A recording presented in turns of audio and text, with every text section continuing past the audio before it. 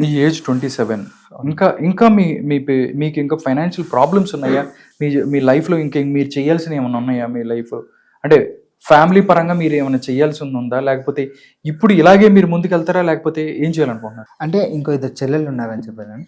వాళ్ళిద్దరిని life set చేసి నేను ఒక చిన్న ఇల్లు కొనుక్కొని నా ప్రొఫెషన్ నేనేంటో నేను చూసుకోవాలి. అంటే నేను డైరెక్టర్ అవుదామని వచ్చా కదా.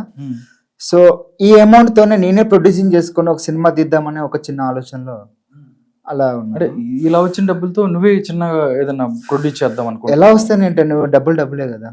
కరెక్టే. మీకు ఎలా వచ్చినాయి నేను దాంతో నువ్వు చేస్తున్నావు నేను అనట్లేదు. అంటే మీరు కష్టపడి సంపాదించుకున్న డబ్బులు అంటే సినిమా రంగం అనగానే డబ్బులు ఈజీగా వెళ్ళిపోతూ ఉంటాయి. మళ్ళీ డబ్బులు మీరు ఎక్కడ తీసుకొని వెళ్ళి పెట్టి అట్లా కరెక్ట్ అంటే మీరు ఇబ్బంది పడతారు అని చెప్పాను అంతే. అదే ఇప్పుడు ప్యాషన్ ఉన్నవాడు ఎలా అయినా దాన్ని రీచ్ అవ్వాలనే చూస్తాడు. అది పోయినా ఉన్నా ఫస్ట్ వాడు దాన్ని రీచ్ అవ్వాలి. మిగతాది మన వర్క్ మీద డిపెండ్ అయి ఉంటుంది. ఓకే. సో నా వర్క్ మీద నాకు కాన్ఫిడెన్స్ ఉంది కాబట్టి నేను పెడదామనే చూస్తున్నాను. ఓకే. ఒక్కసారి ఎవరైనా పిలిచిన వాళ్ళు సర్వీస్ నచ్చితే మళ్ళీ మళ్ళీ పిలుస్తూ ఉంటారా? అలాగే మేము పిలిచిన వాళ్ళు ఎవరైనా ఉన్నారా? మీరంటే అంటే మీరైతే బాగుంటది మీరు రండి అని చెప్పి మాట్లాడిన వాళ్ళు ఎవరైనా ఉన్నారా?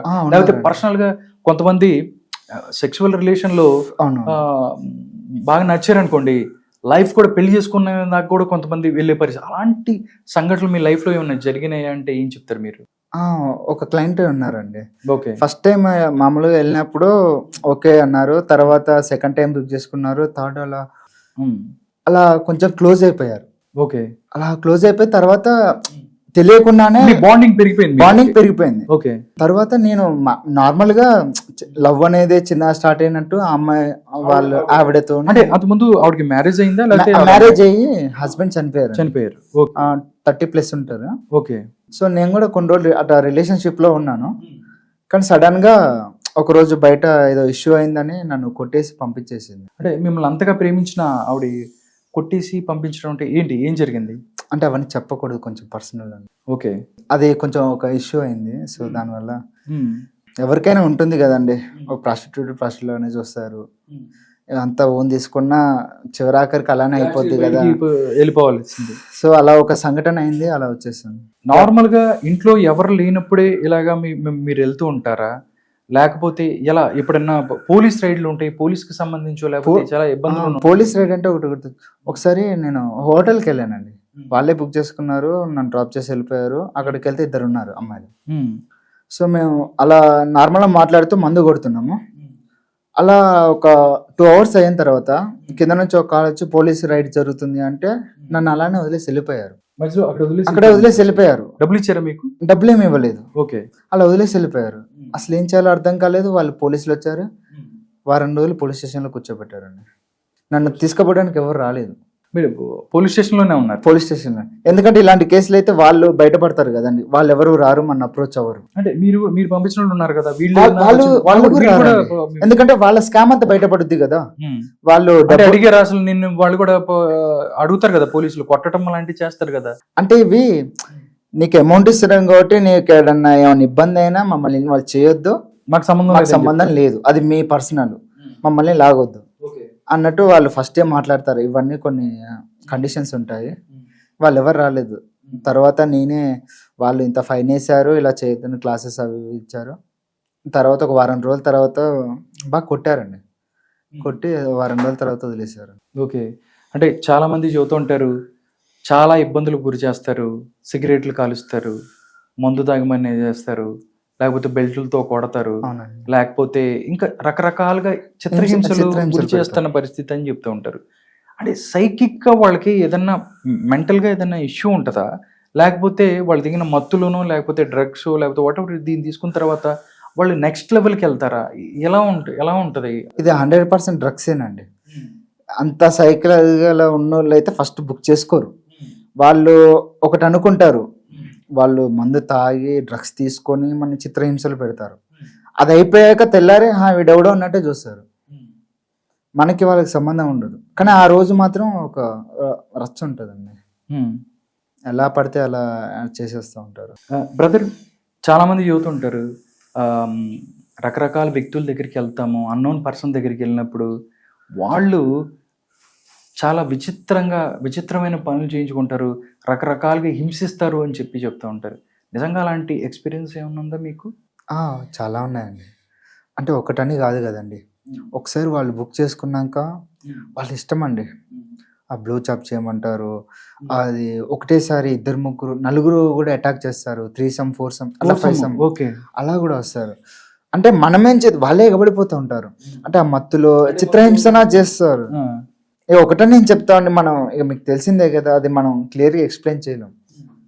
చాలా చిత్రవదన చేసి తొక్కేస్తూ ఉంటారు. చాలా మంది ఇప్పుడు అంటే వెంటనే కానీ ఇట్లా కానీ నిజంగా అలాంటి వ్యక్తులు ఉంటారంటారా?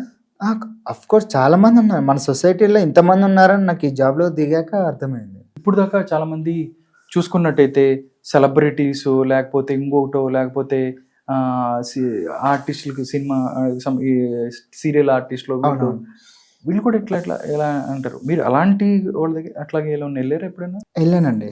ఒకసారి మామూలుగా ఇద్దరు సీరియల్ యాక్టర్స్ దగ్గరికి వెళ్ళాను. అంటే మీరు ఎక్కడికి వెళ్ళిన దాకా మీరు తెలీదు, అక్కడికి మనం అసలు దిగేదాకా తెలీదు. అసలు మీరు వెళ్ళిన దాకా కూడా తెలీదు. అక్కడికి వెళ్ళి మనం లోపలికి వెళ్ళేదాకా వీళ్ళు వాళ్ళని కూడా తెలీదు. అలా నేను ఫేస్ చేసిన 3 ఉన్నాయండి.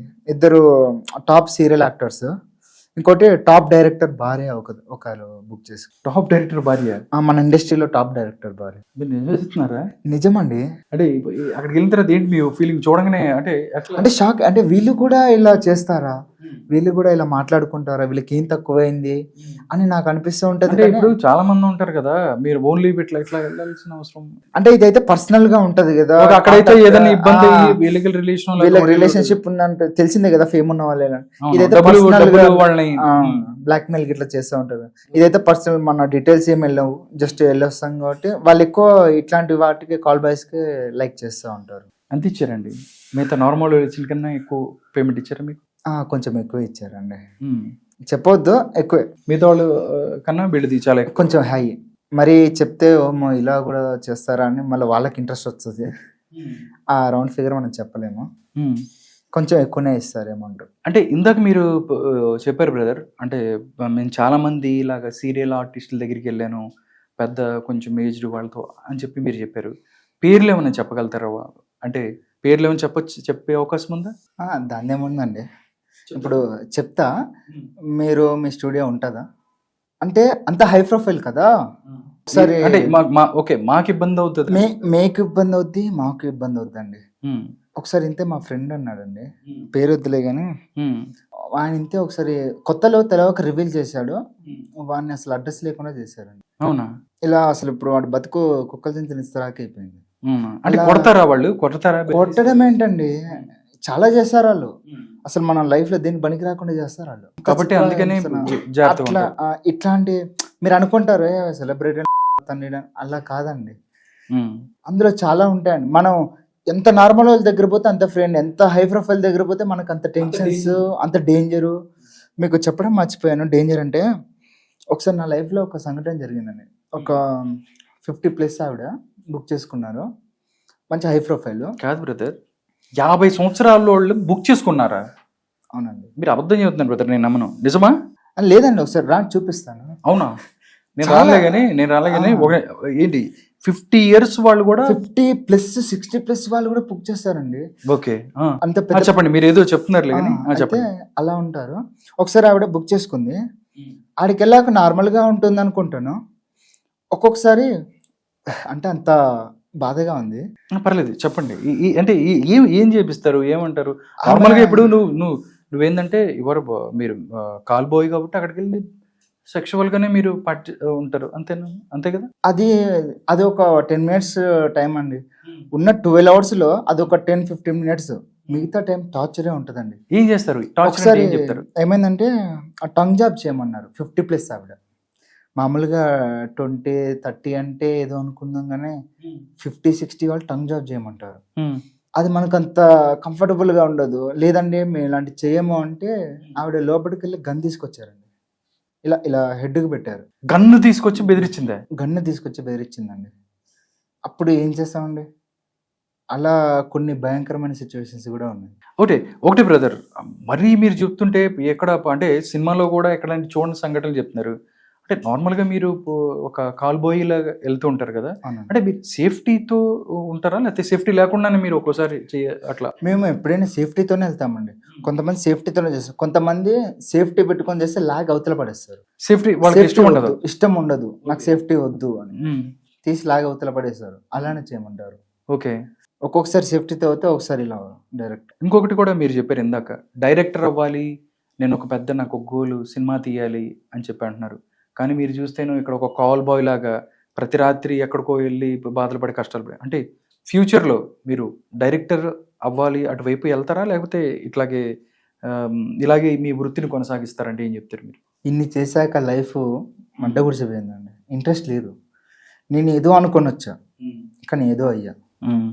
ఇప్పటికీ అలా ఉంటది, నేను ఇది కాదు అని. కానీ పరిస్థితులు నన్ను లొంగ తీసుకున్నాయి. నేను ఇప్పుడు ఆ ఫీల్డ్కి వెళ్ళి రాణిస్తానా అన్న హోప్ కూడా అలా చచ్చిపోయింది.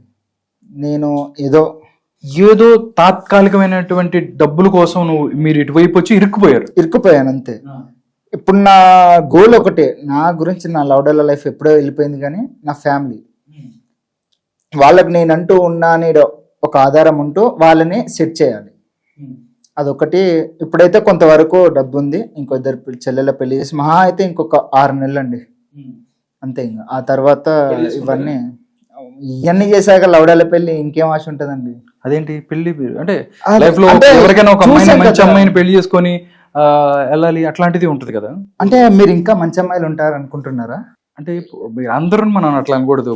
అది కరెక్టే, కానీ వీళ్ళందరూ మందిని చూసిన తర్వాత నాకు ఇంట్రెస్ట్ అయిపోయింది.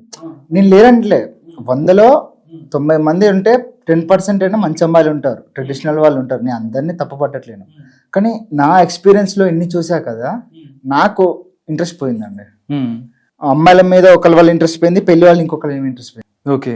నాకు అంటే డిఫరెంట్ వాళ్ళని చూస్తూ ఉంటా, కానీ ఇది ఇలా కూడా ఉంటారా అని అసలు అవ్వదండి.